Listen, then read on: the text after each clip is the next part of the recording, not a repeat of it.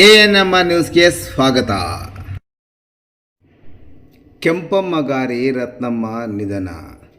ಚಿಂತಾಮಣಿ ನಗರದ ಮಾಳಪಲ್ಲಿ ನಿವಾಸಿಯಾದ 90 ವರ್ಷದ ಕೆಂಪಮ್ಮಗಾರಿ ರತ್ನಮ್ಮ ಅವರು ಜುಲೈ 4ರಂದು ಶನಿವಾರ ರಾತ್ರಿ ಸುಮಾರು 9:30 ಸಮಯದಲ್ಲಿ ತಮ್ಮ ಮಾಳಪಲ್ಲಿಯ ಸ್ವಗೃಹದಲ್ಲಿ ನಿಧನರಾಗಿದ್ದಾರೆ. ಮೃತರು ನಿವೃತ್ತ ಬೆಸ್ಕಾಂ ಉದ್ಯೋಗಿ ಎಂ ಶಿವಾರೆಡ್ಡಿ, ಇಂಜಿನಿಯರ್ ನಾರಾಯಣಸ್ವಾಮಿ, ಬೈರಾರೆಡ್ಡಿ ಸೇರಿದಂತೆ ಅಪಾರ ಬಂಧು ಬಳಗದವರನ್ನು ಅಗಲಿದ್ದಾರೆ.